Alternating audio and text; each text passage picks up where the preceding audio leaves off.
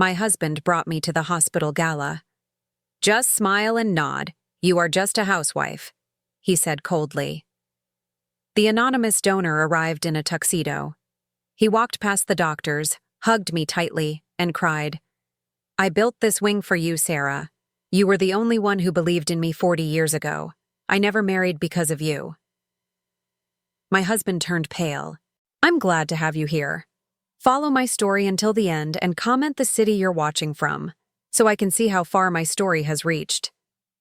I stood in front of my bedroom mirror, fastening the pearl necklace Wesley had given me for our 20th wedding anniversary.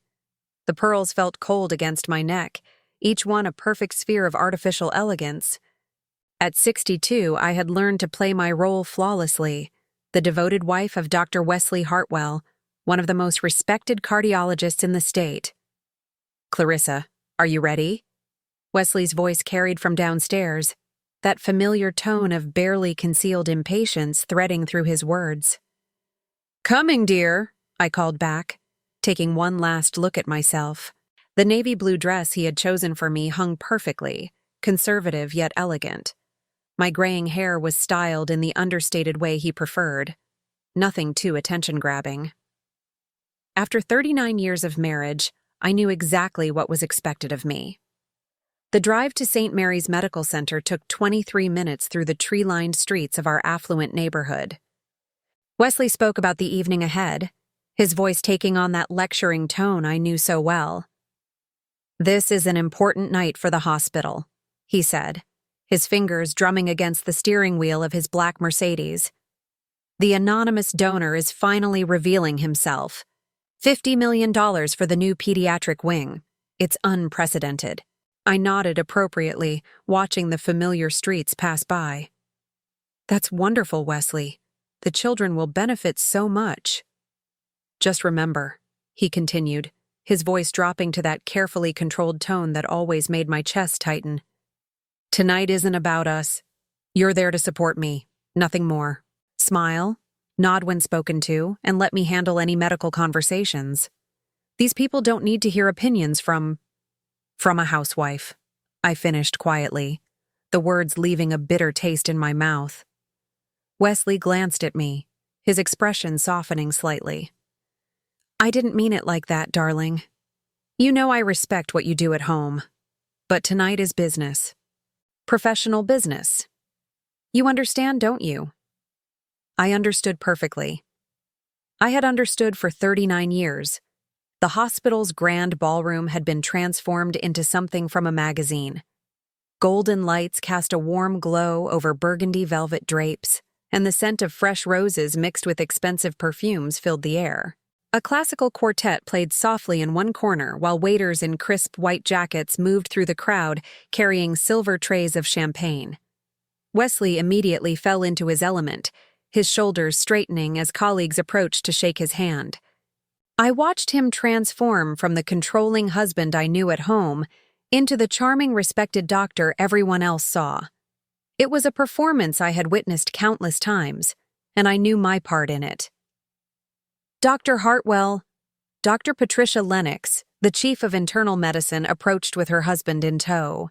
She was a woman I had always found intimidating, brilliant, accomplished, everything I had once dreamed of being. "Wonderful to see you both," Wesley beamed, placing a possessive hand on my lower back. "Patricia, you know my wife, Clarissa." Dr. Lennox's smile was polite but distant. "Of course. How lovely to see you again, Clarissa. Still keeping busy with your garden club activities?" The dismissal in her voice was subtle but unmistakable.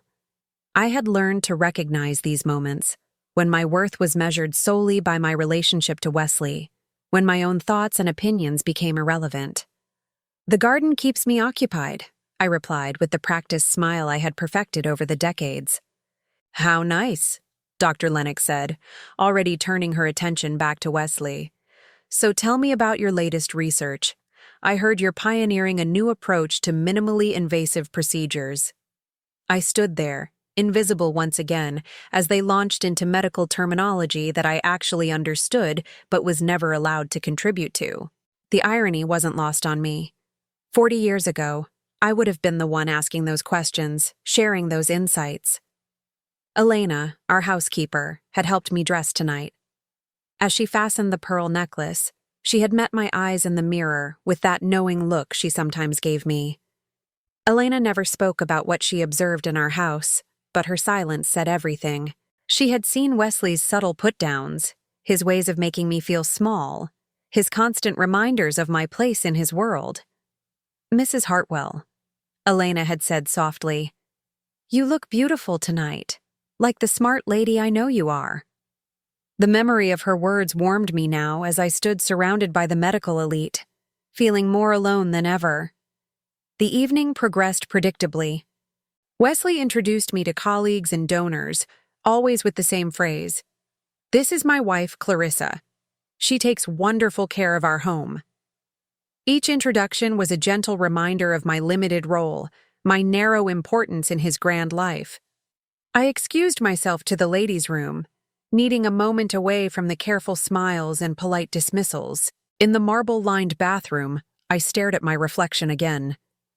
When had I become this person? When had I allowed myself to shrink so small that I nearly disappeared? The woman looking back at me had kind eyes but tired ones. She wore expensive clothes and perfect makeup, but there was something hollow about her, something missing.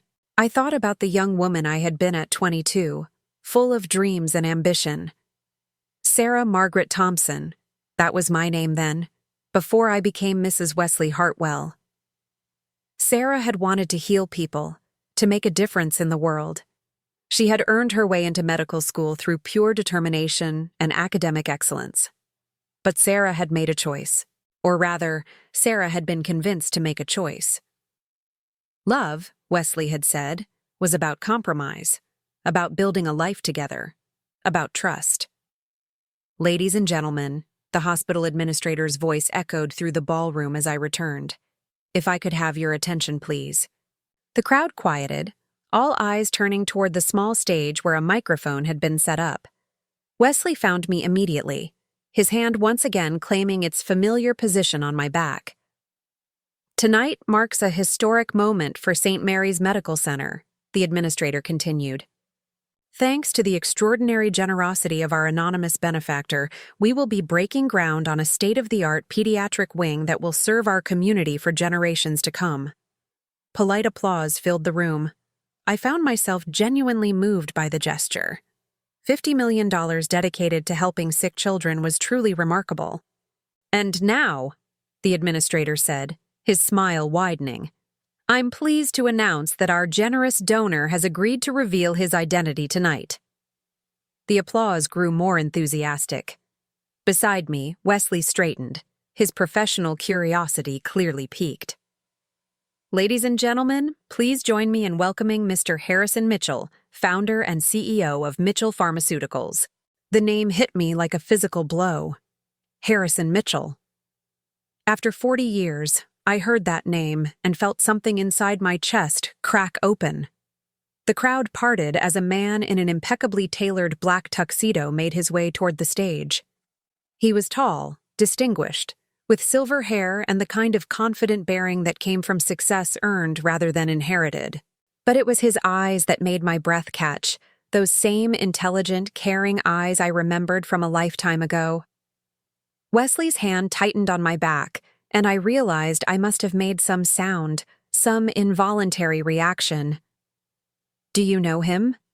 Wesley asked quietly, his voice carrying a note I couldn't quite identify. I couldn't answer. I couldn't even breathe properly.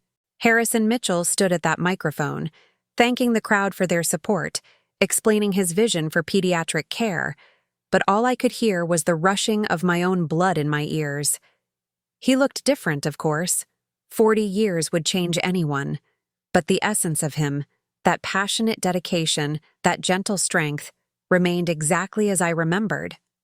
"The new wing," Harrison was saying, his voice carrying easily through the sound system, "will be dedicated to someone very special. Someone who taught me that healing isn't just about medicine, it's about hope, compassion, and never giving up on the people we love." I felt Wesley's curious gaze on me, but I couldn't look away from the stage. Harrison's eyes were scanning the crowd now, searching. In fact, he continued, his voice softening, that person is here tonight. And then his gaze found mine across the crowded room. Time stopped. 40 years collapsed into nothing. I saw recognition flicker in his eyes, followed by something deeper, joy, pain, longing, all mixed together in an expression that made my knees weak. He stepped away from the microphone, moving through the crowd with purpose. People stepped aside, probably thinking he was heading to greet hospital administrators or major donors. But I knew better. I knew exactly where he was going. Wesley's hand pressed harder against my back, a warning I couldn't heed even if I wanted to. Harrison walked straight to me, his eyes never leaving mine. When he reached us, he ignored Wesley entirely. He opened his arms, and without thinking, I stepped into them. The embrace was everything I remembered and nothing like I expected. Strong arms surrounded me, and for a moment, the carefully constructed world I had built around myself crumbled completely. "Sarah," he whispered against my ear, his voice thick with emotion. The name fell between us like a stone thrown into still water, sending ripples through everything. When he pulled back slightly, his hand still resting gently on my shoulders, his eyes were bright with unshed tears. "I built this wing for you, Sarah," he said, his voice carrying clearly in the suddenly silent ballroom. "You were the only one who believed in me 40 years ago." The silence around us was deafening. I could feel Wesley's shock radiating from beside me, could sense the curious stares of everyone in the room. Harrison's voice grew stronger, more certain. "I never married because of you." Wesley's face had gone completely white. The silence that followed Harrison's words seemed to stretch forever. I stood there, caught between two worlds, the safe, suffocating life I had built with Wesley, and the passionate dreams I had buried so deep I had almost convinced myself they never existed. Wesley's grip on my arm was firm now, possessive in a way that suddenly felt less protective and more controlling. "I think there's been some mistake," Wesley said, his voice carefully modulated but carrying an edge that anyone who knew him well would recognize as danger. "My wife's name is Clarissa." Harrison's eyes never left mine as he responded. "Her name was Sarah when I knew her. Dr. Sarah Thompson, one of the most brilliant medical students I ever had the privilege to study alongside." Dr. Sarah Thompson. The name hit me like a physical blow, bringing back memories I had spent decades trying to suppress. The late nights in the medical library, the rush of understanding complex diagnoses, the dreams of saving lives and making a difference. The woman I had been before I became Mrs. Wesley Hartwell. "Sarah doesn't exist anymore," I managed to whisper, my voice barely audible even to myself. Harrison's expression softened, and for a moment, I saw past the successful businessman to the young medical student I had once known. "She does. She's standing right in front of me." The crowd around us had begun to murmur, sensing drama but not understanding its source. I could feel the weight of their stares, their curiosity, their judgment. This wasn't how I had imagined this evening would go. This wasn't how any evening was supposed to go in my carefully ordered life. "Perhaps we should continue this conversation privately," Wesley interjected, his professional charm back in place, but his eyes cold as ice. "I'm sure Mr. Mitchell has many people he needs to greet tonight." But Harrison wasn't backing down. "Actually, I was hoping to speak with Sarah, with Clarissa, about the position I have in mind for the new wing, as the administrative director of pediatric services." The words hung in the air like a challenge. Administrative director, a real position, a chance to return to the medical world that had once been my passion, my calling. Wesley's laugh was sharp, dismissive. "I'm afraid my wife isn't qualified for that kind of responsibility. She's been out of the medical field for, well, decades." The condescension in his voice made something inside me burn. But Harrison's next words made that burn turn into a flame. "On the contrary," Harrison said calmly. "I've followed Sarah's academic record. She graduated summa cum laude from Johns Hopkins undergraduate program. She completed 2 years of medical school before." His pause was deliberate, meaningful. Before other priorities took precedence.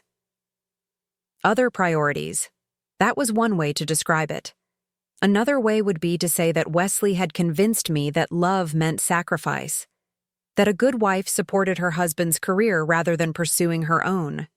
That trying to do both was selfish, unfair to the family we planned to build. "Medical school was a long time ago," I said quietly, though part of me wanted to scream that I still remembered every anatomy lesson, every diagnostic procedure I had learned. Things change. People change. "Do they?" Harrison asked, his voice gentle but insistent. "Or do we just convince ourselves they do to make peace with the choices we've made?" The question cut too close to the bone. I could feel Wesley's tension beside me, could sense his growing anger at this public challenge to his authority, his version of our story. "If you'll excuse us," Wesley said firmly, placing his hand on my elbow to guide me away. "My wife and I should—" "Actually," Harrison interrupted, reaching into his jacket pocket, "I was hoping to give you this." He handed me a small white card. Our fingers touched briefly as I took it, and the contact sent a jolt through me that I hadn't felt in 40 years. The card was simple. His name, a phone number, and handwritten on the back. "The door is always open. H." Wesley tried to see what was written on the card, but I closed my fingers around it instinctively. "Think about it," Harrison said, his voice meant for me alone but carrying in the stillness around us. "The children we could help. The lives we could save. The work that still needs to be done." He stepped back slightly, acknowledging Wesley for the first time with a polite nod. "Dr. Hartwell, I'm sure you understand the importance of supporting talented individuals in pursuing their calling." The irony in his words was subtle but unmistakable. Wesley's jaw tightened. "My wife's calling," Wesley said with forced civility, "has been to support my medical practice and manage our home. She's been quite successful in that role." "Has she?" Harrison asked, and something in his tone made several nearby conversations pause. "Or has she simply been accommodating?" The word hung between them like a gauntlet thrown down. I felt caught between two forces, two versions of who I was supposed to be. Wesley's hand on my arm was a reminder of 40 years of carefully constructed life. Harrison's presence was a door I had thought was permanently closed. "I should get some air," I said suddenly, needing space to think, to breathe, to process what was happening. But as I started to move toward the ballroom's French doors that led to the terrace, Harrison's voice stopped me. "Sarah," he said, and the name still felt like coming home. I meant what I said, about never marrying. I turned back to face him, aware that Wesley was watching every micro-expression on my face. After we lost touch, I threw myself into my studies, then my research, then building the company. I kept telling myself I was waiting for the right person. His smile was sad, self-deprecating. But the truth was, I was waiting for you to realize you deserved better than settling for less than your dreams. Wesley stepped forward then, his professional facade cracking. "Now you listen here." "No," Harrison said calmly. "I think it's time someone listened to her." He turned to me again, his eyes intense but kind. "What do you want, Sarah? Not what anyone else wants for you. What do you want?" The question was simple and devastating. When was the last time anyone had asked me what I wanted? When was the last time I had even asked myself? I looked around the ballroom, at all these accomplished medical professionals, at the life I could have had.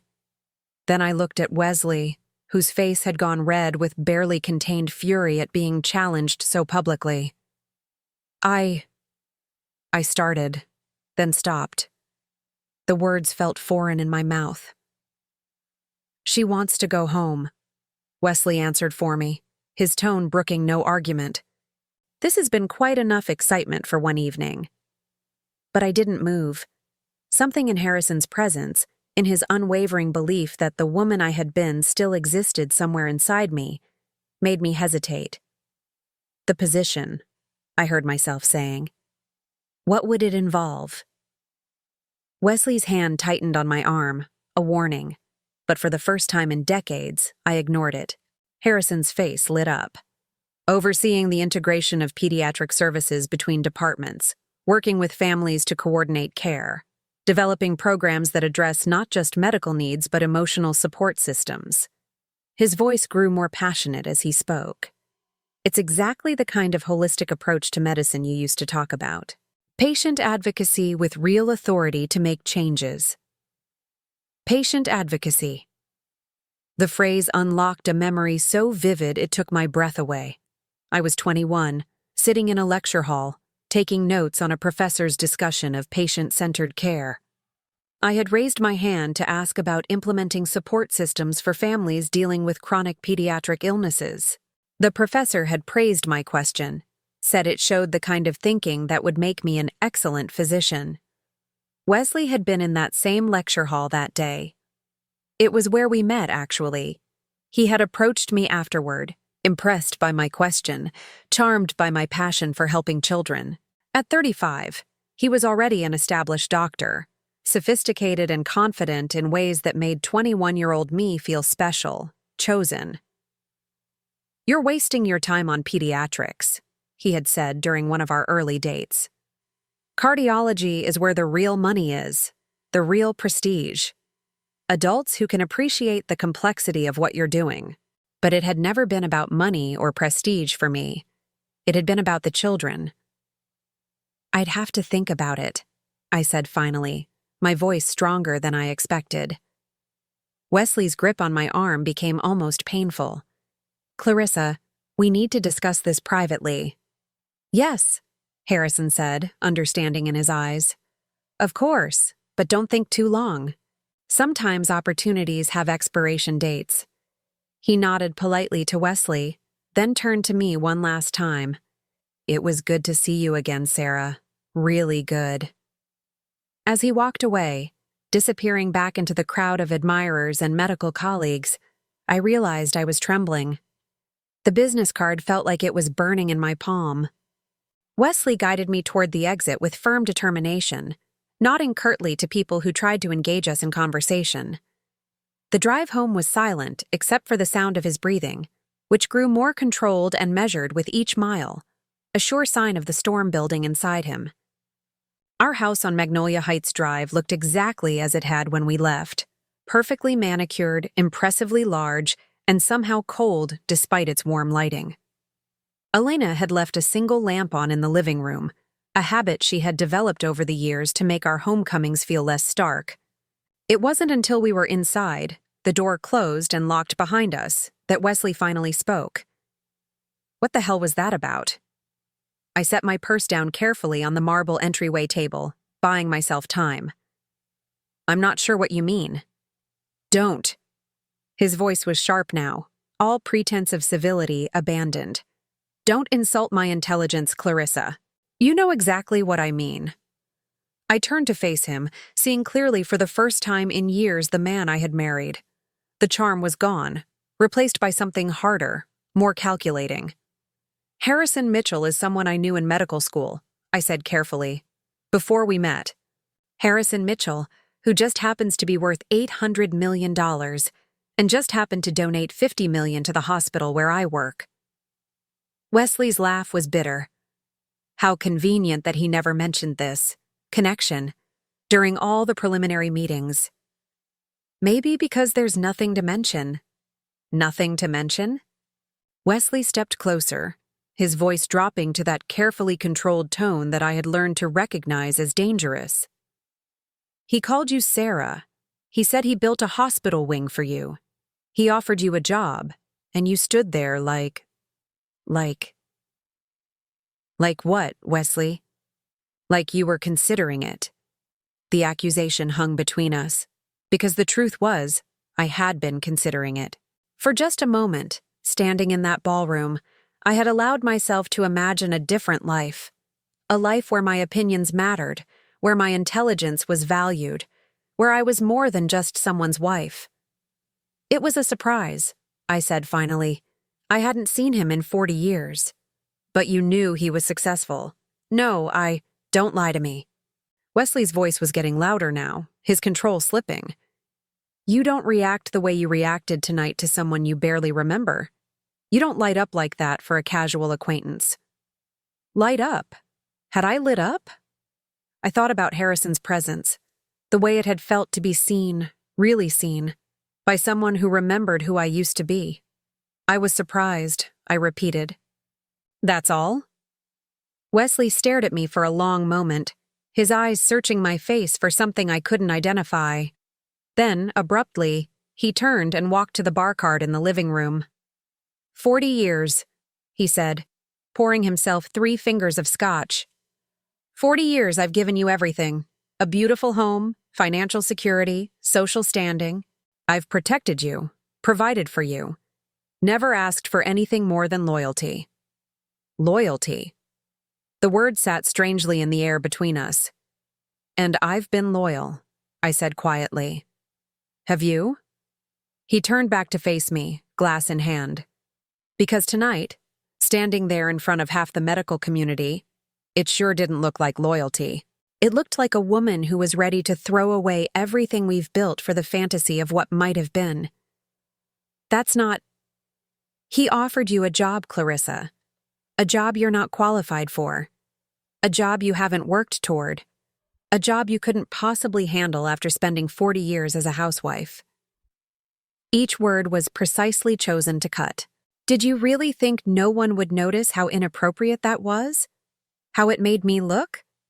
How it made him look. Not how it made me feel to be dismissed, belittled, reduced to my marital status in front of a room full of professionals. How it made him look. Maybe I could handle it, I said. The words surprising me as much as they seemed to surprise Wesley. He actually laughed. Handle it? Clarissa, you haven't worked outside this house in decades. You've never managed a budget larger than our household expenses. You've never supervised staff or handled administrative responsibilities. What makes you think you could walk into a major medical center and run a department? Each question felt like a small slap, designed to remind me of my limitations, my narrow world, my lack of qualifications for anything beyond the life he had chosen for me. But something inside me, something that had been sleeping for 40 years, stirred to life. I completed 2 years of medical school, I said quietly. I had a 4.0 grade average. I was offered research positions that I turned down to marry you. Wesley's expression hardened. Medical school was 40 years ago. The field has completely changed. You'd be lost in a week. Would I? Yes. And more importantly, you'd embarrass yourself. And me. He took a long sip of his scotch, watching me over the rim of the glass. Is that really what you want? To make a fool of yourself chasing some middle-aged fantasy because an old flame showed up with more money than sense? The card in my palm seemed to pulse with possibility, but Wesley's words were designed to make that possibility feel shameful, unrealistic, foolish. I wasn't chasing anything, I said. I was just listening. Well, stop listening, and throw away whatever he gave you. We stared at each other across our beautiful, cold living room. Outside, I could hear the wind rustling through the magnolia trees that gave our street its name. Inside, the grandfather clock marked the seconds with mechanical precision. I think I'll go to bed, I said finally. Wesley nodded, already turning back to his scotch. Good. And Clarissa? Tomorrow we're going to forget this entire evening happened. We're going to go back to our normal life and pretend that man never walked into that ballroom. I climbed the stairs slowly, my hand trailing along the mahogany banister Wesley was so proud of. In our bedroom, I sat on the edge of the bed and finally opened my palm to look at Harrison's card again. The door is always open. But as I sat there in the darkness of my beautiful, empty bedroom, I wondered if some doors, once closed, could ever really be opened again. I didn't sleep that night. I lay in bed beside Wesley, listening to his measured breathing, turning Harrison's business card over and over in my fingers until the edges were soft from handling. Every time I closed my eyes, I saw his face at the gala, older, distinguished, but with the same passionate intensity I remembered from our medical school days. Sarah Margaret Thompson. I hadn't heard that name spoken aloud in 40 years, but hearing it had awakened something in me that I thought was dead and buried. When dawn finally crept through our bedroom curtains, I slipped quietly out of bed and padded down to the kitchen. Elena wouldn't arrive for another 2 hours, and Wesley never came downstairs before 7:30. For once, I had the house to myself. I made coffee with shaking hands and sat at our granite kitchen island, staring out at the garden I had spent years perfecting. Every flower, every shrub, every carefully planned border was a testament to the life I had built with Wesley. Beautiful, controlled, and ultimately, empty. The coffee was bitter, or maybe that was just the taste of regret in my mouth. I found myself remembering things I had forced myself to forget. Like the way Harrison used to study, completely focused, but always ready to help anyone who was struggling. He had this gift for explaining complex concepts in ways that made them crystal clear. More than once, he had helped me through particularly difficult anatomy or pharmacology problems, but it was more than his academic brilliance that had drawn me to him. Harrison genuinely cared about his future patients in a way that went beyond textbook knowledge. He would stay after lectures to ask professors about cutting-edge research, not to show off, but because he was genuinely passionate about finding better ways to heal people. Wesley, even then, had been different. Polished, confident, already thinking like an established doctor rather than a student still learning. When he approached me after that lecture on patient-centered care, he hadn't been interested in discussing the medical concepts. He had been interested in me. "You're wasting your passion on pediatrics," he had told me during our third date, as we sat in an expensive restaurant I never could have afforded on my student budget. Children can't appreciate the complexity of medical intervention the way adults can. There's no intellectual challenge there. I had tried to explain that it wasn't about intellectual challenge for me. It was about helping the most vulnerable patients, the ones who couldn't advocate for themselves. But Wesley had smiled that indulgent smile and changed the subject. The sound of footsteps on the stairs pulled me back to the present. Wesley appeared in the kitchen doorway, already dressed in his perfectly pressed shirt and tie, his silver hair styled exactly the way it had been for the past 20 years. "You're up early," he observed, moving toward the coffee maker. "Couldn't sleep." He poured his coffee with the same precise movements he brought to everything in his life. "I'm not surprised. Last night was challenging." Challenging. That was one word for it. Wesley sat across from me at the island, his expression carefully neutral. "I've been thinking about what happened at the gala, about your reaction to seeing that man." "Harrison," I said quietly. "His name is Harrison." Wesley's jaw tightened almost imperceptibly. "Yes, Harrison Mitchell. I did some research this morning." Of course he had. Wesley never left anything to chance, never entered any situation without gathering all available information. "He's quite successful," Wesley continued, his tone conversational but with an undercurrent I couldn't quite identify. "Built Mitchell Pharmaceuticals from nothing after completing his residency. Never married, no children. Devoted his entire life to his work." The way he said it made it sound like a character flaw, a life half-lived. "Obsessive personalities often struggle with personal relationships," Wesley added, taking a sip of his coffee. "Too focused on their own ambitions to really invest in other people." I said nothing, but something inside me bristled at his characterization of Harrison. The man I remembered had been anything but obsessive or selfish. He had been driven, yes, but always in service of something larger than himself. "I also made some calls about this supposed job offer," Wesley continued. My coffee cup stopped halfway to my lips. "What kind of calls?" "I spoke with Dr. Patterson, the hospital administrator. Apparently, Mr. Mitchell did mention wanting to hire someone to oversee the integration of pediatric services, but it was just a passing comment. Nothing official, nothing concrete. Certainly not the kind of position someone with your background could realistically handle. Each word was chosen carefully, designed to deflate any hope I might have harbored about Harrison's offer being real. My background, I repeated softly. Clarissa, I don't mean to be harsh, but we need to be realistic. You haven't worked in a professional environment in decades. You've never managed a staff, never dealt with hospital politics, never handled the kind of regulatory compliance issues that come with administering medical services. His voice was gentle now, the tone he used when he thought he was protecting me from harsh realities. It would be setting yourself up for failure. Maybe, I said, but something in me pushed back. Or maybe I'm more capable than you think. Wesley set his coffee cup down with a sharp clink. What's that supposed to mean? It means I'm not the same person I was at 23. I've spent 40 years managing our household, our finances, our social obligations. I've organized charity events, coordinated with contractors, handled complex scheduling. I'm not some helpless child, Wesley.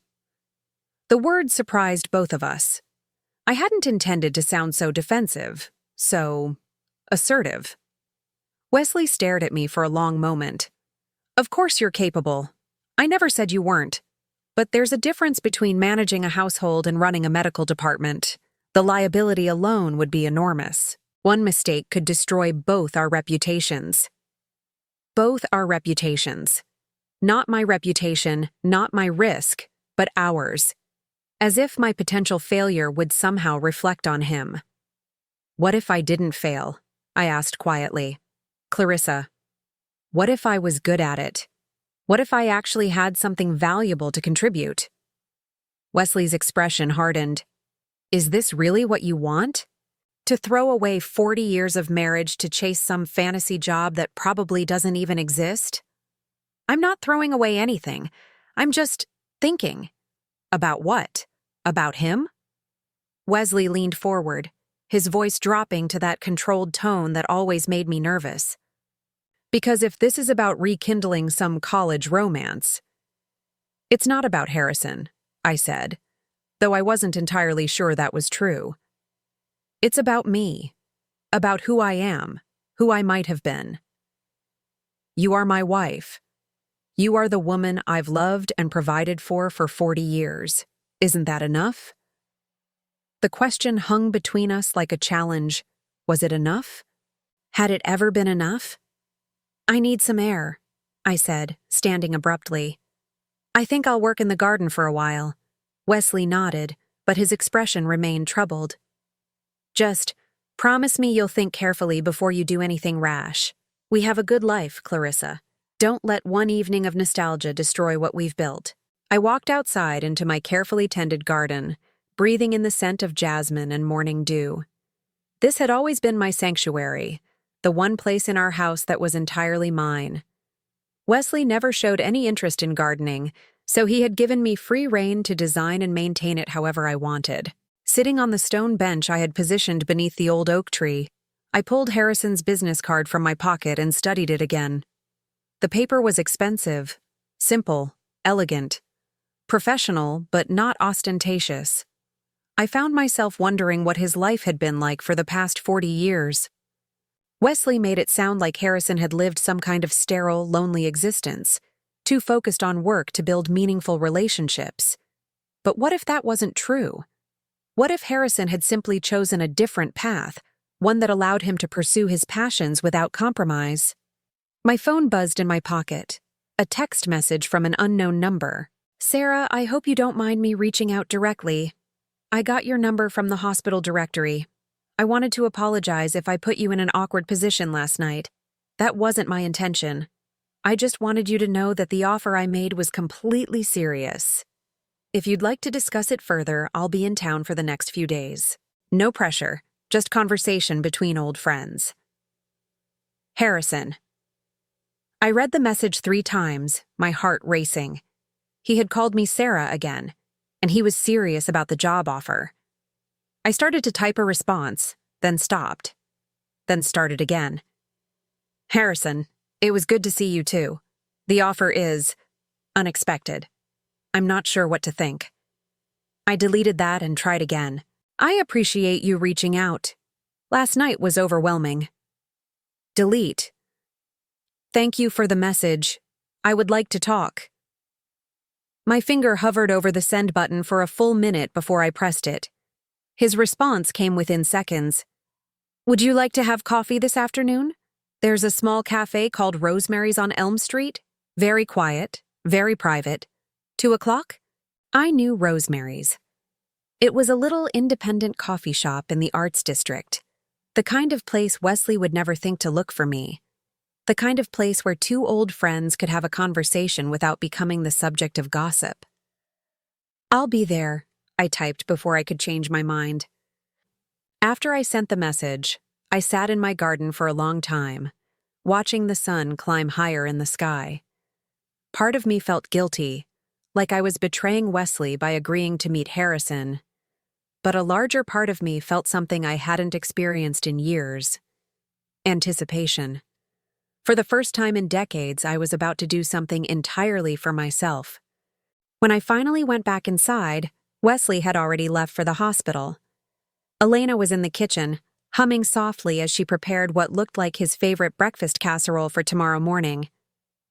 Good morning, Mrs. Hartwell, she said with her usual warm smile. You're looking thoughtful today. Elena had worked for us for 15 years. In that time, she had witnessed countless small interactions between Wesley and me, had seen the way he spoke to me, the way he made decisions about our life without consulting me. She never said anything directly, but sometimes I caught her watching me with an expression that seemed almost protective. Elena, I said impulsively, what do you think about people who make big changes later in life? She paused in her food preparation, considering the question seriously. I think life is too short to spend it being someone you're not, she said finally. My grandmother. She was 65 when she left my grandfather and moved to Mexico to open a restaurant. Everyone said she was crazy, too old, too late. But she lived 15 more happy years doing what she loved. Weren't you worried about her, making such a big change so late? Elena smiled. I was more worried about what would happen if she didn't make the change. Sometimes staying is scarier than leaving, you know? Her words stayed with me as I went upstairs to shower and change. Standing in my walk-in closet, surrounded by the carefully chosen wardrobe Wesley preferred, understated, elegant, age-appropriate, I found myself reaching for something different. Instead of my usual conservative blouse and slacks, I chose a soft blue sweater that brought out my eyes and a pair of jeans I rarely wore. Nothing dramatic. Nothing that would draw attention, but something that felt more like me. As I was getting dressed, my eyes fell on a box tucked away on the top shelf of the closet. I had to use the step stool to reach it, but when I opened it, I found exactly what I was looking for. My medical school textbooks. I had saved them when we moved into this house 40 years ago, telling Wesley I might want to reference them someday. He had rolled his eyes and said it was silly to keep outdated medical texts, but he had allowed me to store them in the attic. At some point over the years, I had moved them to my closet, though I couldn't remember exactly when or why. I pulled out my old anatomy text and flipped through pages I had once known by heart. My own handwriting filled the margins, notes, questions, insights I had recorded as a 20-year-old student, passionate about learning everything I could about the human body.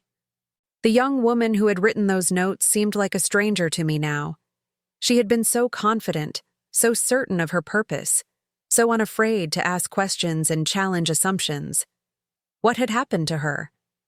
I knew the answer, of course. She had fallen in love with a charming, established doctor who had convinced her that love meant sacrifice. That a good wife supported her husband's career rather than pursuing her own. That trying to do both was selfish. But sitting there with my old textbook in my hands, I wondered if that young woman was really gone, or if she was just buried beneath 40 years of carefully learned helplessness.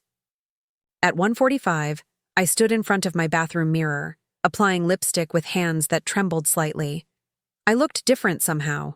Not younger, exactly, but more present, more alive.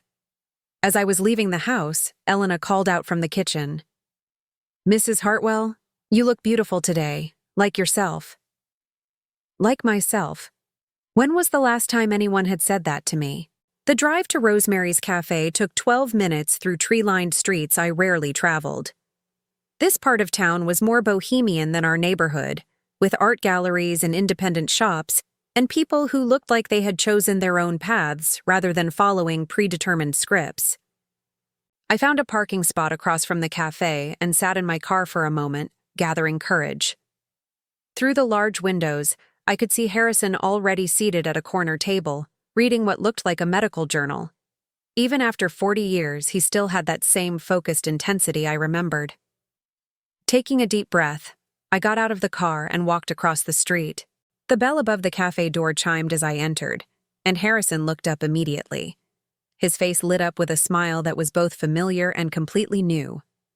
"Sarah," he said, standing to greet me. "Thank you for coming." As he pulled out my chair, I realized that Wesley had never done that, never treated me with that kind of thoughtful courtesy. "I wasn't sure I would," I admitted as I sat down. "But you did. That says something." The barista came over to take our order. A latte for me, black coffee for Harrison. Some things apparently never changed. When we were alone again, Harrison leaned forward slightly, his expression serious but kind. "I owe you an apology," he said. "Last night, I let my emotions get the better of me. I shouldn't have put you in such an awkward position in front of your husband and all those people." "You were honest," I said quietly. "That's not something I'm used to." Something flickered across his face. Concern, maybe, or understanding. "Tell me about your life, Sarah. The real version, not the public one." The question was so simple, so direct, that it caught me off guard. When was the last time someone had asked me about my life, about what I wanted, what I thought, what I felt? "I don't know if there is a real version anymore," I said finally. "I've been Mrs. Wesley Hartwell for so long. I'm not sure who Sarah is." "She's sitting right across from me," Harrison said gently. "I can see her." And somehow, impossibly, I believed him. Sitting across from Harrison in that quiet cafe, I felt something inside me unfurling, something that had been tightly wound for 40 years. The afternoon light filtered through the windows, casting gentle shadows across his face, and for a moment, I could see both the young medical student I had known and the successful man he had become. "I want to show you something," Harrison said, reaching into his briefcase. He pulled out a manila folder and placed it on the table between us. The architectural plans for the pediatric wing. I hesitated before opening the folder. Looking at these plans would make this real, would move it beyond the realm of impossible fantasy into something concrete and terrifying. "Go ahead," Harrison encouraged gently. "I designed it with you in mind." The blueprints were beautiful, more than beautiful, they were revolutionary. Instead of the sterile, intimidating medical environment I expected, these plans showed warm, welcoming spaces with natural light, family areas integrated into treatment rooms, and what looked like play spaces woven throughout the clinical areas. "This section here," Harrison pointed to a cluster of rooms near the main entrance, "is what I envision as the Family Advocacy Center, a place where someone could coordinate care between departments, help families navigate the system, ensure that no child falls through the cracks." As he talked, his passion was evident. This wasn't just a building project for him. This was a vision of healing that went beyond medical intervention to encompass the whole human experience of illness and recovery. "It's exactly what you used to talk about in school," he continued. "Remember that paper you wrote on integrative pediatric care? About treating the child and the family as a unit, rather than just focusing on the diagnosis?" I did remember. I had spent weeks researching that paper, interviewing families, observing in pediatric wards. It had been one of the proudest academic achievements of my young life. Wesley said that paper was a waste of time, I found myself saying. He said I was being too emotional about medicine, that successful doctors needed to maintain professional distance. Harrison's expression darkened slightly. Professional distance has its place, but medicine without compassion isn't medicine. It's just technical repair work.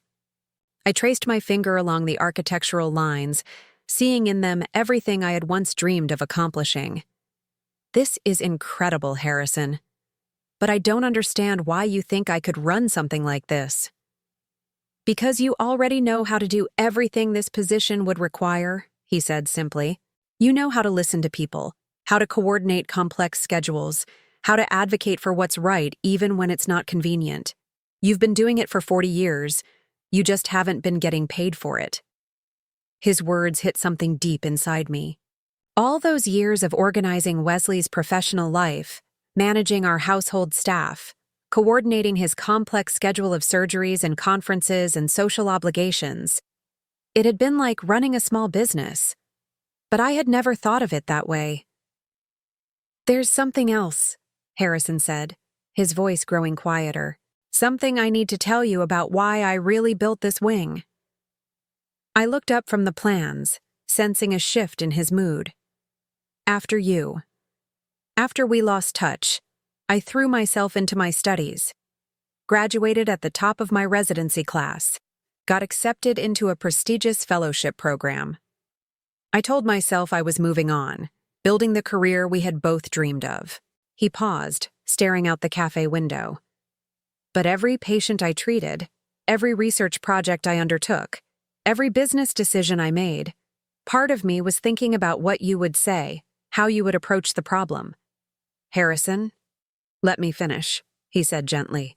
I never married because I kept comparing everyone to you. Not to who you were at 22, but to who I knew you could become, the brilliant, compassionate doctor you were meant to be. The confession hung between us, heavy with 40 years of what-ifs and might-have-beens. You can't build a life around someone who doesn't exist anymore, I said softly. But you do exist. You're sitting right here. His eyes met mine, intense and certain. Sarah, I've spent 4 decades building something I hoped would be worthy of the woman who believed I could change the world when I was just a struggling medical student. I felt tears threatening and blinked them back. That's a lot of pressure to put on someone. It's not pressure. It's possibility.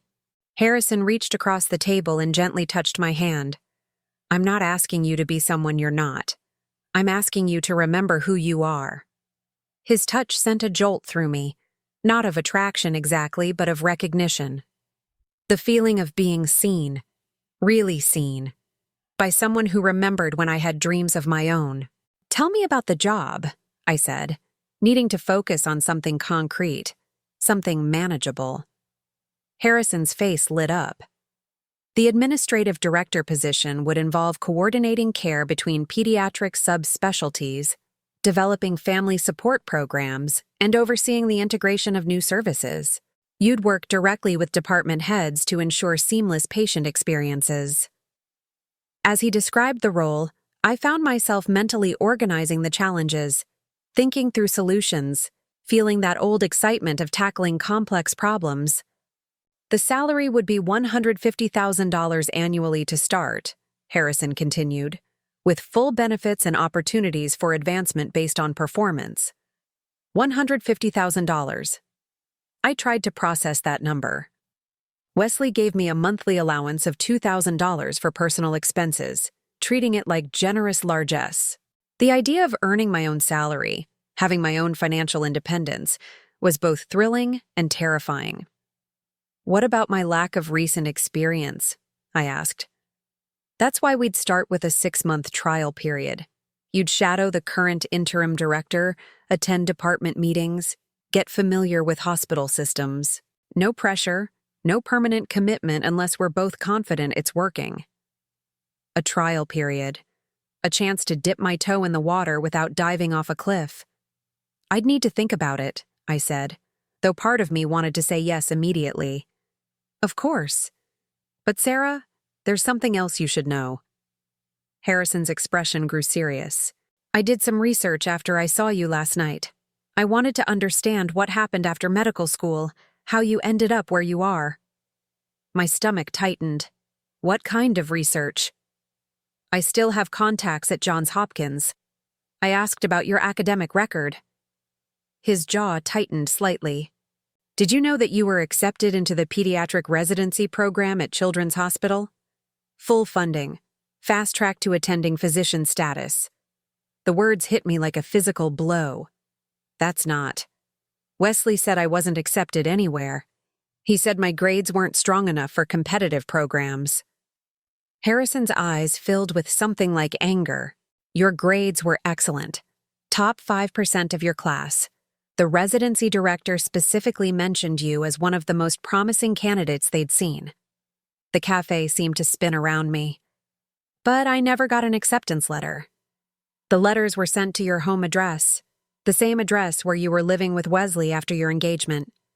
Understanding crashed over me like a wave. Wesley had intercepted my acceptance letters. He had lied to me about my prospects, convinced me that my medical career was a dead end, also that I would choose marriage over my dreams. "Oh my God," I whispered. Harrison leaned forward, concern clear on his face. "I'm sorry. I debated whether to tell you. But I thought you deserved to know. He lied to me." The words came out flat, emotionless, because the full weight of the betrayal was too large to process all at once. For 40 years, he let me believe I wasn't good enough. "Sarah!" He stole my life. My voice was getting louder, and other cafe patrons were starting to glance in our direction. He deliberately sabotaged my career and then spent 4 decades making me feel grateful for the sacrifice. Harrison reached across the table and took my hand again, his touch steady and grounding. "I know this is devastating. I know it changes everything. But it also means something important. You were never the failure he convinced you that you were." I stared down at his hand covering mine, trying to absorb the magnitude of what I had just learned. All those years of Wesley's subtle put-downs, his reminders that I wasn't qualified for professional work, his insistence that he was protecting me from a world I couldn't handle, all of it built on a foundation of lies. "What do I do with this information?" I asked, my voice barely above a whisper. "That's up to you. But Sarah, you have options now. You have proof that you were never meant to be just someone's wife. You were meant to be a doctor, a healer, someone who makes a difference in the world." The weight of possibility was almost overwhelming. For 40 years, I had accepted Wesley's version of events, his explanation of why my dreams had to be sacrificed for our marriage. But if he had been lying, if I had been capable all along. "I need to go," I said suddenly, standing up from the table. "I need to think about this." Harrison stood as well, his expression understanding. "Of course. But Sarah, whatever you decide, please don't let fear make the choice for you. You've been controlled by other people's limitations for too long." As I gathered my purse, my hands shaking slightly, Harrison pulled out another card and placed it on the table. "This has my personal cell phone number," he said. "Call me if you want to talk, day or night. And if you decide you want to tour the hospital, see what we're building, the offer stands." I picked up the card, noting the difference between this one and the business card he had given me the night before. This one was handwritten, more personal, more intimate. "Thank you," I managed to say. "For the coffee, for the honesty, for everything. Thank you for coming. For giving me a chance to explain?" He paused, then added softly, "It's been 40 years since I've felt this hopeful about anything." The drive home passed in a blur of emotions. Anger at Wesley's betrayal, grief for the life I might have had, fear about what I was supposed to do with this information. But underneath it all, something else was growing. A tiny flame of possibility that had been extinguished for so long I had forgotten it ever existed. When I pulled into our driveway, Wesley's car was already there. He never came home before 6 o'clock unless something was wrong. I found him in his study, seated behind his mahogany desk with papers spread in front of him. He looked up as I entered, his expression unreadable. "We need to talk," he said. "Yes," I agreed, though I wasn't sure I was ready for whatever this conversation would bring. "We do." Wesley gestured to the chair across from his desk, the same chair where I had sat for 40 years of discussions about household matters, social obligations, and the business of our life together. But this time, something was different. This time, I had information he didn't know I possessed. "I've been making some inquiries about your friend Mr. Mitchell," Wesley began, his tone carefully neutral. "About his business practices, his reputation in the medical community." "Harrison is highly respected," I said. "His company has developed some of the most important pediatric medications of the past 2 decades. Wesley raised an eyebrow at my use of Harrison's first name. "Yes, he's been successful. But success doesn't always indicate good judgment in personal matters." "What does that mean?" "It means that a man who builds a $50 million hospital wing for a woman he knew 40 years ago might not be making rational decisions." Wesley leaned forward, his expression becoming more intense. "Clarissa, I'm concerned that he's manipulating your emotions to serve his own agenda." "And what agenda would that be?" "Think about it. He's never married, never had a family of his own. He sees you now, a beautiful, accomplished woman, and suddenly all those old feelings come rushing back. The job offer, the grand gestures, the implication that your marriage somehow held you back. It's all designed to make you question the life we've built together." Wesley's words were smooth, logical, designed to make Harrison seem unstable and predatory rather than genuine. But after what I had learned this afternoon, his manipulation tactics were suddenly transparent. "What if he's not manipulating me?" I asked quietly. "What if he's telling the truth?" Wesley's expression hardened slightly. "The truth about what?" "About who I was. About what I was capable of." I paused, gathering courage. "About what really happened with my medical school applications." For just a moment, Wesley's careful composure slipped.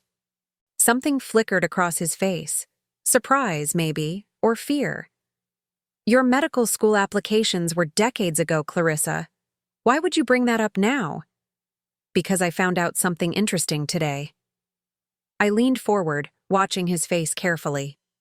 "I found out that I was accepted into the pediatric residency program at Children's Hospital. Full funding. They called me one of their most promising candidates." Wesley went very still. "That's impossible. You weren't accepted anywhere."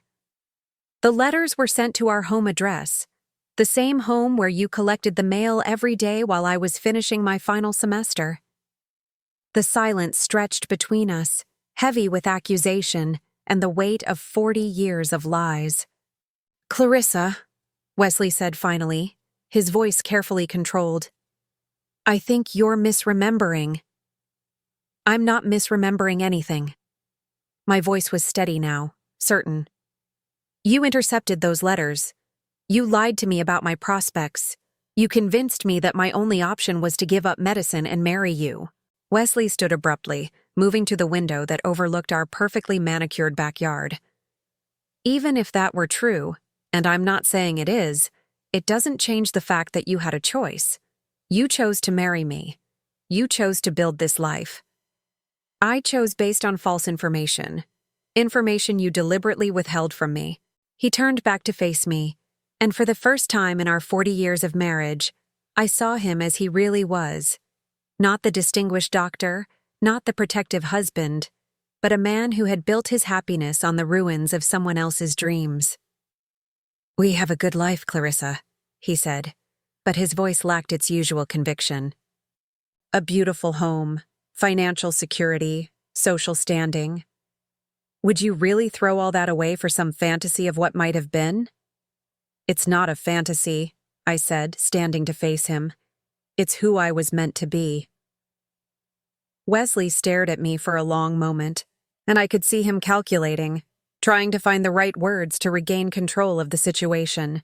"Even if you could get this job, he said finally. Do you really think you could handle it? You haven't worked in a professional environment for 4 decades. You'd be starting over at 62, competing with people half your age who have been building their careers while you've been here. Each word was designed to undermine my confidence, to remind me of my limitations, to make me afraid of failing. But for the first time in 40 years, I didn't believe him. Maybe I would fail, I said quietly. But maybe I wouldn't. And for the first time in my life, I think I deserve the chance to find out. Wesley's face went pale, and I realized that he was finally beginning to understand that the woman who had spent 40 years accepting his version of reality was gone. That night, I lay in bed beside Wesley, but neither of us slept. The space between us felt like an ocean, vast, cold, and impossible to cross. He had tried to continue the conversation after my declaration in his study, but I had walked away. For the first time in our marriage, I had simply turned my back on him and left the room. Now, in the darkness, I could feel him watching me, calculating his next move. Wesley had never been a man who accepted defeat easily, especially when it came to controlling the narrative of our life together. Clarissa, he said finally, his voice cutting through the silence. We need to resolve this. I didn't respond. I wasn't ready to hear whatever strategy he had devised to pull me back into compliance. I know you're angry, he continued, and maybe you have a right to be. Maybe I did make some decisions about your career without consulting you, but I was protecting you, protecting us, protecting. The word that had defined our marriage for 40 years. Wesley the protector, me the protected. Him making the hard choices so I didn't have to face harsh realities. Medical school would have been brutal for you, he said, his voice taking on that reasonable, caring tone he used when he wanted to seem wise rather than controlling. The competition, the hours, the pressure. I saw what it did to people, how it destroyed relationships, how it consumed lives. I couldn't bear to watch that happen to you. I turned over to face him in the darkness, seeing his profile outlined by the moonlight filtering through our bedroom curtains. That wasn't your choice to make, I said quietly. Wasn't it? We were engaged. We were planning a life together. Doesn't partnership mean making decisions that benefit both people, not just one? The argument was so perfectly crafted, so reasonable sounding, that for a moment I almost believed it. This was Wesley's gift. The ability to make his selfishness sound like sacrifice, his control seem like care. But I had spent the afternoon with someone who had known me when I was strong, when I was capable, when I believed I could change the world. Harrison's faith in who I used to be had awakened something in me that Wesley's carefully constructed reality couldn't touch. What if I had succeeded? I asked. What if medical school had been challenging but not impossible? What if I had thrived? Wesley was quiet for a long moment. But you might not have. And failure would have devastated you. So you made sure I never had the chance to find out. I made sure you never had to risk everything on an uncertain outcome. His voice grew softer, more intimate. Clarissa, I loved you. I wanted to build a life with you. Medical school would have delayed that for years, maybe made it impossible. We would have been apart during your residency, struggling financially, never seeing each other. Is that really what you wanted? The question hung between us, and I realized he was still doing it, still trying to convince me that his version of events was the only reasonable one, that my dreams had been naive fantasies that would have led to disappointment. But I remembered the young woman who had written those careful notes in her medical textbooks, who had stayed up all night studying because she was passionate about learning how to heal people. That woman hadn't been naive. She had been focused, determined, capable of handling whatever challenges came her way. I'll never know what I wanted, I said finally, because you didn't give me the choice. Wesley sighed, the sound heavy with what seemed like genuine regret. Maybe you're right. Maybe I should have told you about the acceptance letters, let you decide for yourself. But Clarissa, that was 40 years ago. We can't change the past. We can only decide what to do with the future. Yes, I agreed. We can. Something in my tone must have warned him, because Wesley sat up slightly, trying to see my face in the darkness. What does that mean? I took a deep breath, knowing that what I was about to say would change everything between us irrevocably. It means I'm going to take the job Harrison offered me. The silence that followed was so complete I could hear the grandfather clock chiming midnight downstairs. You can't be serious, Wesley said finally. I'm completely serious. Wesley turned on the bedside lamp, flooding our bedroom with harsh light. His face was a mixture of disbelief and anger, his carefully maintained composure finally cracking. Clarissa, you're 62 years old. You haven't worked outside this house in 4 decades. You have no experience with hospital administration, no understanding of medical politics, no idea what you'd be walking into. Then I'll learn. You'll embarrass yourself, and me. His voice was getting louder now, losing the controlled tone he usually maintained. Do you have any idea what people will say? That my wife is having some kind of midlife crisis, chasing after an old lover, making a fool of herself trying to reclaim her lost youth? Let them talk. Wesley stared at me as if I had become someone he didn't recognize. This isn't you, Clarissa. This isn't who you are. No, I said, sitting up to face him directly. This is exactly who I am. You just spent 40 years making sure I forgot. Wesley got out of bed, pacing to the window and back, his agitation obvious. This is about him, isn't it? About Harrison Mitchell. He's manipulating you, using your emotions to get what he wants. And what does he want, Wesley? What could he possibly gain from offering me a job? Revenge, Wesley said immediately. Revenge against me for marrying you, against you for choosing me over him. He wants to destroy our marriage as payback for losing you 40 years ago. The accusation was so absurd, so clearly a projection of Wesley's own manipulative tendencies onto Harrison, that I almost laughed. Or maybe, I said calmly, he just believes I'm capable of doing good work. Based on what? A conversation you had as college students? A few minutes at a hospital gala? Wesley's voice was becoming increasingly desperate. Clarissa, successful people don't make $50 million decisions based on nostalgia. There has to be an ulterior motive. Maybe his ulterior motive is wanting to work with someone who shares his vision for pediatric care. Maybe it's wanting to give talented people opportunities they deserve. Maybe not everything is a conspiracy. Wesley stopped pacing and stared at me. You really believe that, don't you? You actually think you can walk into one of the most prestigious medical centers in the country and succeed in a senior administrative position with no relevant experience? I don't know if I can succeed, I said honestly. But I know I want to try. And if you fail, if you crash and burn spectacularly, what then?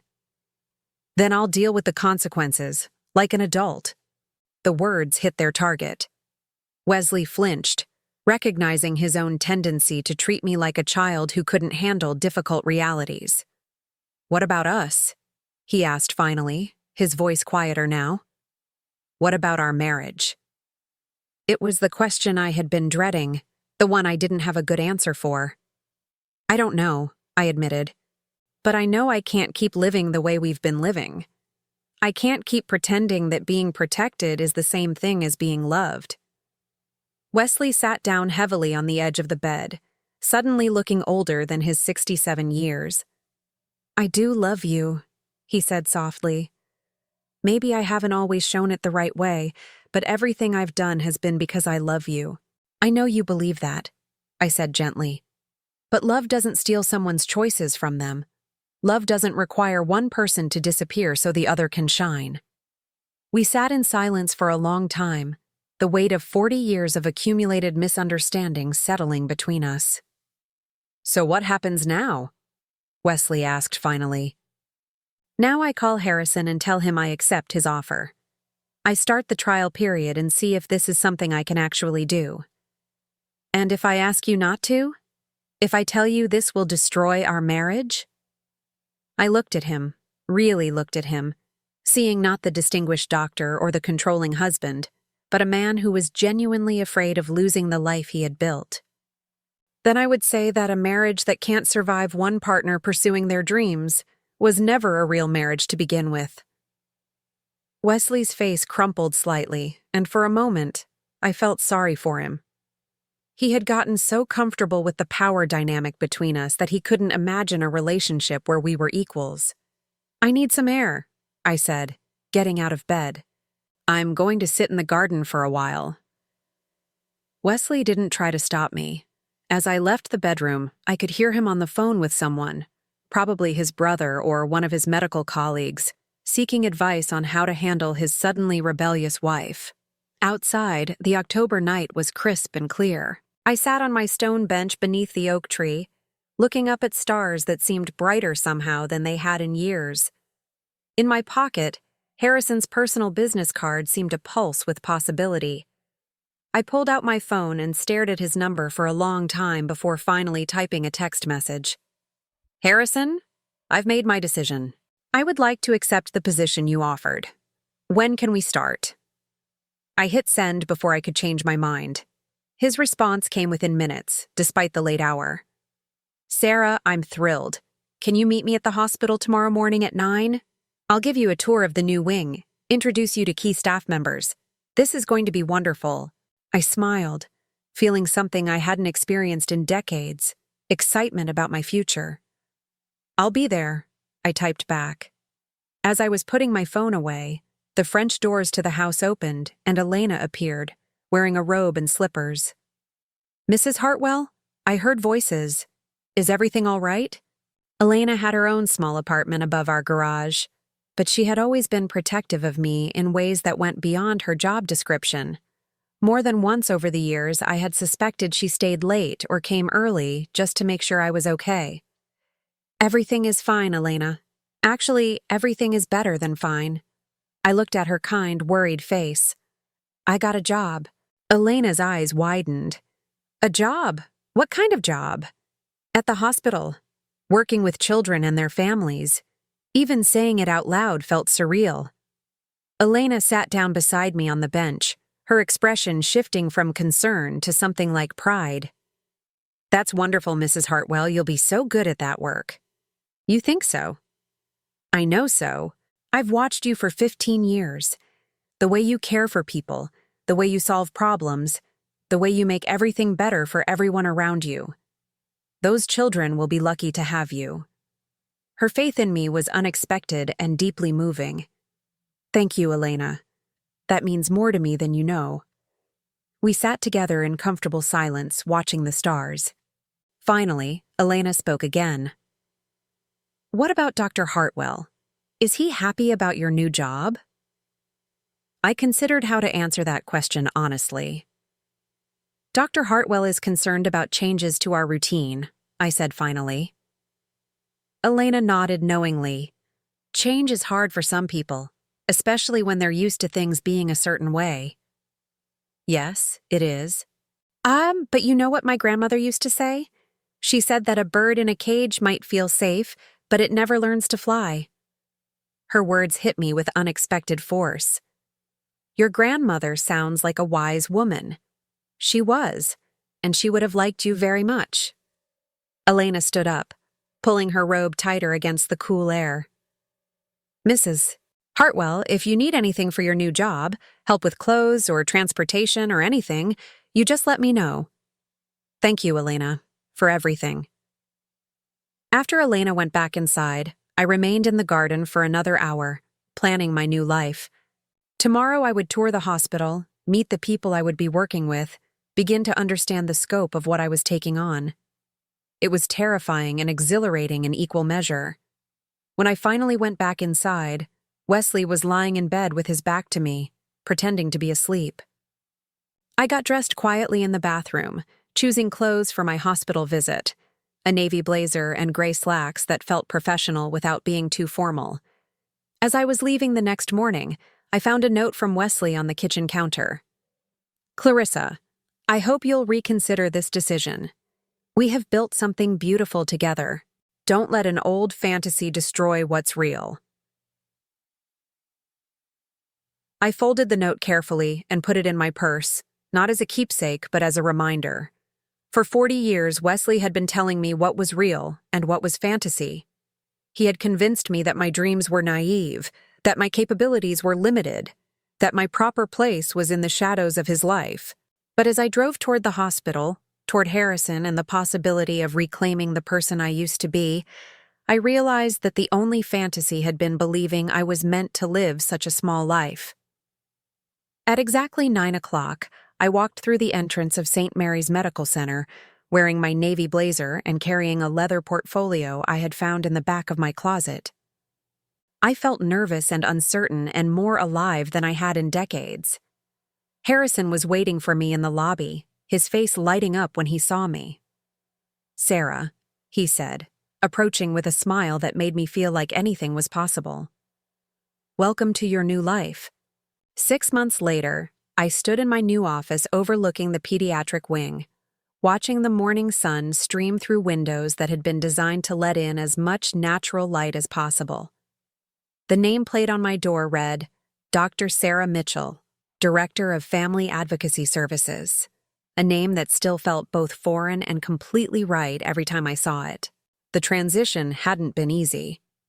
Those first weeks had been a whirlwind of learning hospital systems, understanding insurance protocols, and navigating the complex personalities of medical professionals who had initially been skeptical of the doctor's wife, who thought she could run a department. But I had proven them wrong. More importantly, I had proven myself wrong about what I was capable of at 62. The Family Advocacy Center had become exactly what Harrison and I had envisioned. A place where frightened parents could find guidance, where children facing long-term treatment could get educational support, where families dealing with impossible medical decisions could find both practical help and emotional support. Yesterday, I had helped coordinate care for a 7-year-old girl with leukemia, whose family was struggling to navigate treatment options at 3 different hospitals. Last week, I had worked with the social work team to arrange temporary housing for a family whose premature twins needed months of specialized care. This morning, I had a meeting with the hospital foundation about expanding our family support programs. It was work that mattered. Work that made a difference. Work that used every skill I had developed over 40 years of managing complex situations, just applied to a purpose larger than maintaining Wesley's comfortable life. My phone buzzed with a text from Elena, who had become not just my housekeeper but one of my closest confidants during the dramatic changes of the past 6 months. "How is the first day of your new life going? Remember to eat lunch. E." I smiled, typing back quickly. "Wonderful and terrifying. Lunch at 12:30, I promise." The divorce papers had been finalized last week. Wesley had fought it initially, hiring an expensive attorney and making threats about what my leaving would cost me financially.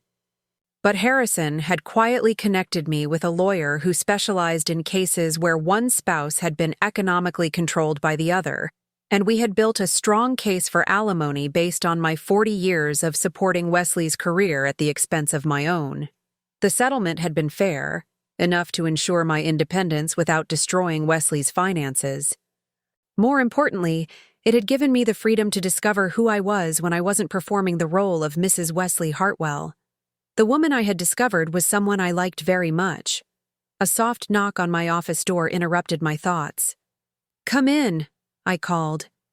Harrison appeared in the doorway, carrying 2 cups of coffee and wearing the kind of smile that had become familiar over these past months. Proud, affectionate, but careful not to assume more than I was ready to give. "Thought you might need caffeine," he said, setting 1 cup on my desk. "Department heads meeting in 10 minutes. "Right, the quarterly review." I gathered my notes, feeling that familiar flutter of nervousness that came before important meetings. 6 months in, I was no longer afraid of failing catastrophically, but I still felt the weight of responsibility for the families who depended on our services. "How are you feeling about presenting the expansion proposal?" Harrison asked, settling into the chair across from my desk. "Terrified," I admitted. "But excited. The data is compelling. We've reduced average length of stay by 18%, improved patient satisfaction scores across all pediatric departments, and the family support programs have a waiting list. All of which proves what I knew from the beginning, Harrison said quietly. You were born for this work. Our eyes met across the desk, and I felt that familiar warmth that had been growing between us over these months. It wasn't the desperate passion of 20-somethings, but something deeper. A connection built on mutual respect, shared purpose, and the rare gift of being truly seen by another person. We had been careful not to rush into anything romantic. Both of us understood that I needed time to discover who I was outside of marriage before I could consider entering into a new relationship. But there was an understanding between us, an acknowledgement that when I was ready, something beautiful might develop. I should probably head to the meeting, I said, standing and smoothing my skirt, a tailored black piece that made me feel professional and confident. Sarah? Harrison said as I reached for the door. Whatever happens in there, remember that you've already succeeded beyond everyone's wildest expectations, including mine. The department heads meeting went better than I had dared to hope. Dr. Patricia Lennox, who had initially been one of my harshest critics, actually complimented the efficiency of our new family coordination protocols. The chief of staff approved my expansion proposal unanimously, allocating an additional $200,000 for new staff positions and extended hours. As I walked back to my office afterward, I passed by the portrait gallery that lined the hospital's main corridor. Photos of distinguished doctors, generous benefactors, and innovative researchers who had shaped the institution's history. Someday I realized my own photo might hang there, not as someone's wife, but as Dr. Sarah Mitchell, the woman who had revolutionized family-centered pediatric care. The thought should have seemed presumptuous, but instead it felt like a natural progression of the life I was building. My phone rang as I reached my office. Wesley's name appeared on the screen, and I hesitated before answering. We had spoken only a few times since the divorce was finalized. Brief and carefully polite conversations about dividing household items and closing joint accounts. Hello, Wesley. Clarissa. He still called me by the name he had chosen for me, unable or unwilling to accept my return to Sarah. I hope I'm not interrupting anything important. I have a few minutes. What can I do for you? A pause. I was calling to congratulate you, actually. I heard about your expansion proposal being approved. Patricia Lennox mentioned it at a medical society meeting. I was surprised by the genuine warmth in his voice.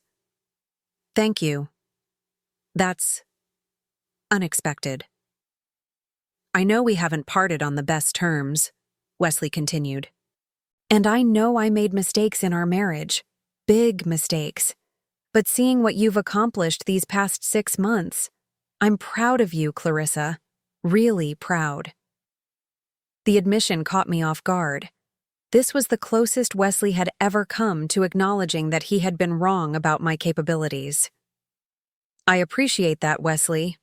I know this hasn't been easy for either of us. No, it hasn't. Another pause. For what it's worth, I think I finally understand why you had to leave. I spent 40 years trying to keep you safe from failure, but I never gave you the chance to succeed.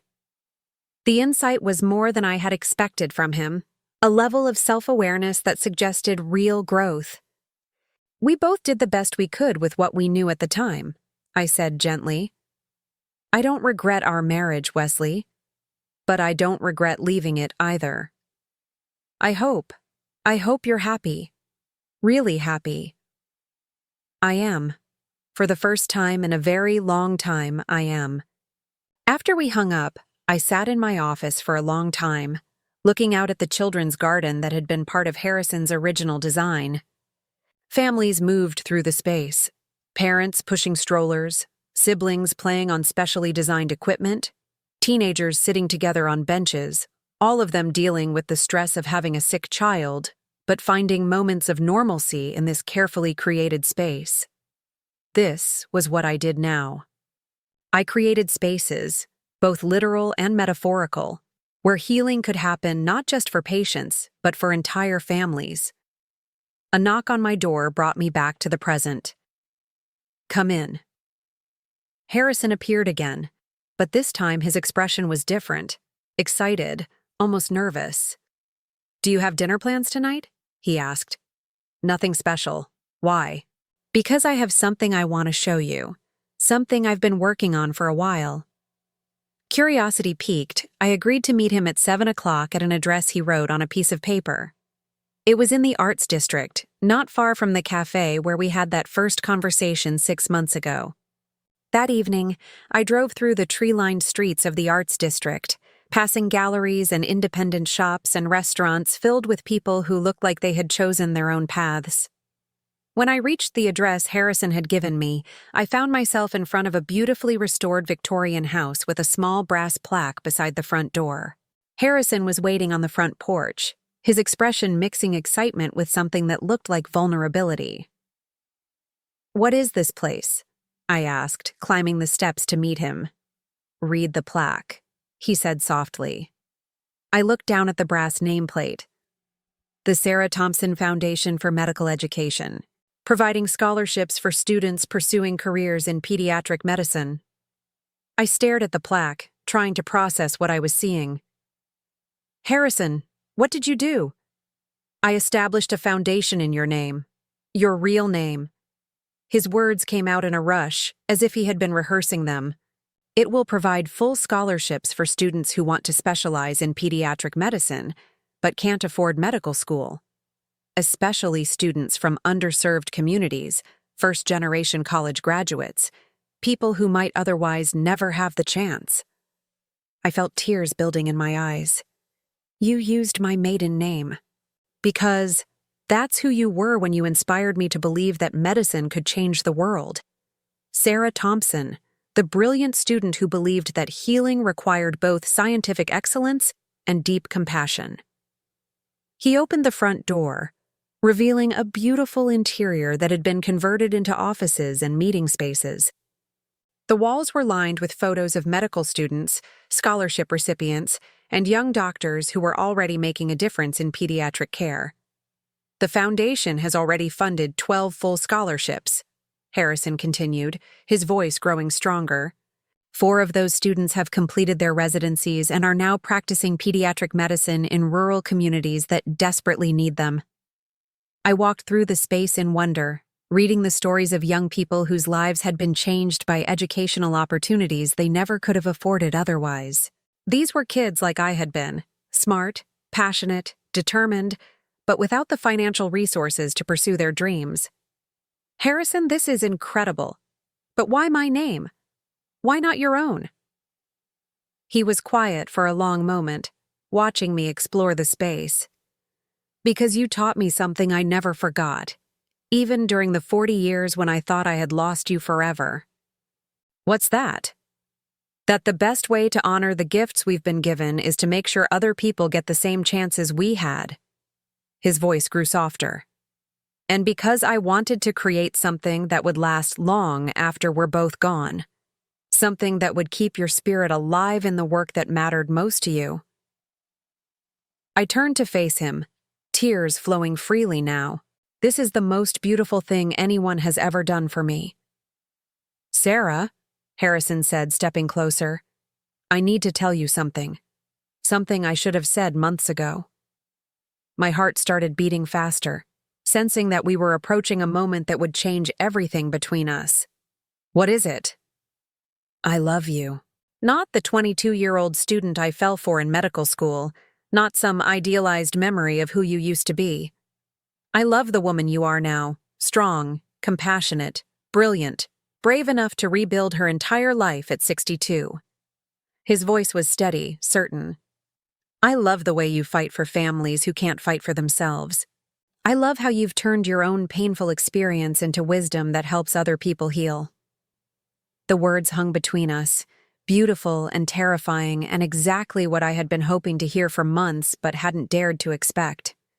"I love you too," I said, the admission feeling both surprising and inevitable. "I think I started falling for you again the moment you called me Sarah at that gala. You were the first person in 40 years who saw me as I really am, instead of who someone else wanted me to be. Harrison reached for my hands, holding them gently. So what happens now? I smiled, feeling lighter and more hopeful than I had since I was 22 years old. Now we find out what we can build together when both people get to be themselves. He kissed me then, soft and sweet and full of possibility. It was a kiss that tasted like second chances, like dreams deferred but not destroyed, like the promise of a future neither of us had dared to imagine. When we finally broke apart, I looked around the foundation office again, at the photos of young doctors, at the mission statement on the wall, at the physical manifestation of Harrison's faith in who I had always been meant to be. There's something I want to add to the foundation, I said. What's that? A mentorship program, pairing scholarship recipients with established doctors who can guide them through medical school and residency. People who can help them navigate the challenges and stay focused on why they wanted to become doctors in the first place. Harrison's face lit up. That's perfect. Do you have someone in mind to run the program? I smiled, feeling the last pieces of my new life clicking into place. Actually, I think I might know just the person. As we left the foundation that night, walking hand in hand down the tree-lined street, I realized that my story wasn't one of revenge or dramatic confrontation. It was something quieter but more powerful. The story of a woman who had spent 40 years believing she was meant to live a small life, only to discover that it's never too late to remember who you really are. Now I'm curious about you who listened to my story. What would you do if you were in my place? Have you ever been through something similar? Comment below, and meanwhile, I'm leaving on the final screen 2 other stories that are channel favorites, and they will definitely surprise you. Thank you for watching until here.